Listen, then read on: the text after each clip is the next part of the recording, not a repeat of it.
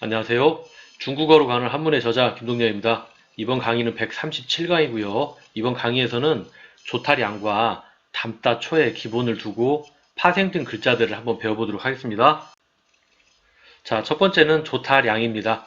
우리가 136강에서 한개 간, 조탈양, 먹다식 이렇게 배웠죠? 설명을 드렸기 때문에 일단 여기 넘어가도록 하겠습니다. 자, 첫 번째 글자는 물결랑입니다. 그리고 두 번째 글자는 사내랑입니다. 자, 앞에서 우리가 조탈양자를 설명을 드렸습니다. 근데 현재 보면 량이 랑으로 변해 있죠? 자, 세월이 지나면서 이렇게 변한 것인데요. 량이 랑으로, 그 다음에 량이 랑으로. 그래서 여기 보면 오른쪽에 음들이 전부 랑이죠? 자, 오른쪽에 보면 이렇게 조탈양이 있고요. 이거는 왼쪽에 있죠? 자, 그 다음에 뜻을 나타내는 부분은 나머지 부분인데요. 자, 나머지 부분은 여기에는 삼수변이 들어가 있죠? 삼수변에서 물결이라는 의미가 왔고요. 여기 오른쪽에는 언덕부가 들어가 있죠? 언덕부는 큰 산이죠. 그래서 큰 산은 남자, 사나이 이런 의미를 갖게 되는 것입니다. 그래서 단어를 보면 풍랑, 낭비. 낭비는 물결치듯 돈을 쓴다는 뜻이죠. 풍랑은 바람이 불어서 파도가 일어나는 걸 보고 풍랑이라고 하는 거고요. 그 다음에 신랑. 옛날에는 결혼을 해야만 진정한 사내다 뭐 이런 뜻으로 봤었는데요. 그래서 신자는 새롭다 신에서 새로운 사나이가 오늘 탄생했다.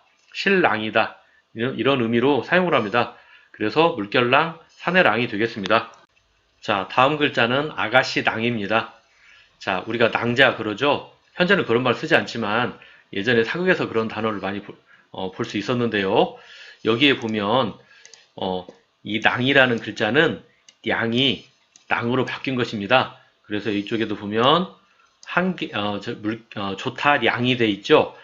이 나머지 부분, 뺀 부분, 여자 여자가 보이죠? 우리가 여자 여자는 자 20강에서 배운 적이 있는데요. 그때 제가 이 개콘에 나온 두 사람을 이렇게 갖고 와서 한번 웃은 적이 있었는데요. 여기에 보면 원래는 무릎 꿇고 앉은 여자가 그 어원입니다. 그래서 이렇게 여자 여자를 쓸 수가 있고요. 자, 다시 앞쪽으로 와서 그러면 이것의 뜻은 왼쪽에 있는 여자 여자에서 아가씨라는 의미가 온 거고 그 다음에 음은 조타량에서 량이 낭으로 바뀐 것입니다. 현재는 쓰지 않지만 사극에서나 들을 수 있는 낭자라는 단어가 있겠습니다. 그래서 이 글자는 아가씨 낭입니다. 그래서 지금까지 우리가 조탈양에서 파생된 세 가지를 배워봤고요. 계속해서 담다초에서 파생된 글자 세 개를 배워보도록 하겠습니다. 자, 우리가 담다초에 대해서 한번 알아보도록 하겠습니다. 50강에서 설명을 드렸었는데요. 어원은 똑같은 모양으로 고기를 자른다. 이게 어원이었었고요. 자, 7강에서 우리가 고기 육자를 배우면서 달월과 함께 달월은 고기 육의 간채따다 이렇게 설명을 드렸었습니다. 그러니까 이 글자에 보면 아래쪽에 달월이 들어가 있죠. 그러니까 여기에서 일단 우리가 이것은 고기구나 이런 뜻을 알 수 있고요. 그 다음 이 그림에 보면 고기를 순서대로 자르고 있죠. 어떤가요? 자른 모양이 서로 똑같지 않은가요? 그래서 담다라는 의미가 있는 겁니다. 그래서 여기에 보면 이 가운데 이렇게 지나가는 이 선은 칼인 것이죠. 그리고 양쪽에 나와 있는 이런 것들은 칼에 의해서 잘려 있는 모양이다. 그래서 순서대로 이렇게 고기를 자르면 똑같은 모양이기 때문에 담는다. 담다초, 초상화 이런 단어 말씀드렸었는데요. 자, 그래서 이거에서 파생된 글자를 알아보도록 하겠습니다. 자, 첫 번째는 사라지다소, 두 번째는 녹이다소. 자, 글자를 보면 자, 오른쪽에 일단은 담다초가 있고요. 왼쪽에 보면 물수, 삼수변이죠? 여기는 쇠금자가 들어있네요. 자, 우리가 17강에서 쇠금자 배운 적이 있죠? 쇠는 어디서 나온다고 그랬죠? 그렇습니다. 흙 속에서 나오는 것입니다. 그래서 이 글자에 보면 이렇게 흙조자가 들어가 있죠? 흙에 섞여 있는 게 쇠입니다. 그래서 쇠의 간체자는 쇠금자의 간체자는 이렇게도 쓴다고 제가 말씀을 드렸었는데요. 자, 이 쇠는 엄청나게 높은 열을 가하면 쇠는 녹지요. 자, 그것까지 설명을 드리고 다시 앞쪽으로 한번 가보겠습니다. 사라지다 소. 자, 소는 초가 세월이 지나면서 초가 소로 바뀐 것입니다. 그 다음에 여기도 마찬가지로 초가 소로 바뀐 것이죠. 그래서 소는 일단 담다 초에서 그 음이 왔다 이렇게 이해를 하면 될 것 같습니다. 그 다음에 뜻은 이제 왼쪽에 있는 거죠. 물, 사라지다. 어떤 의미일까요? 자, 물을 끓이면 수증기로 사라지죠. 그래서 사라지다 소고요. 우리가 생활 속에서는 취소, 소식, 소비자.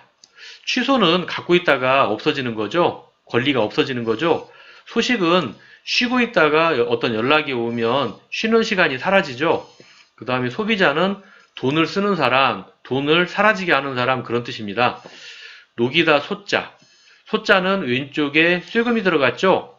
쇠에서 녹이는 거, 쇳물을 얘기하는 것입니다. 쇠는 녹을 수가 있기 때문이죠. 그래서 사라지다 소, 녹이다 소가 되겠습니다. 자, 다음 글자는 깎다 삭입니다. 자, 깎다 삭은 담다 초가 삭으로 변한 것입니다. 왼쪽에 보면 담다 초가 들어있죠? 이 담다 초가 세월이 지나면서 삭으로 바뀐 것이고요. 뜻을 나타내는 부분은 오른쪽에 있는데요. 오른쪽에 있는 거는 칼도죠. 우리가 예전에 21강에서 칼도를 배운 적이 있습니다. 이렇게 생긴 형태와 이렇게 생긴 형태가 있다고 말씀을 드렸었습니다. 그래서 다시 앞쪽에 와보면, 자, 오른쪽에 붙어 있는 이 칼도 부분에서 그 뜻이 온 것입니다. 그래서 칼로 깎을 수 있죠.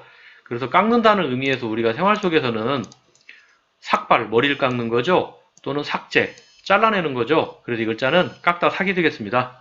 자, 그래서 우리가 137강에서 조타량과 담다초의 기본을 두고 파생된 글자들을 배워봤습니다.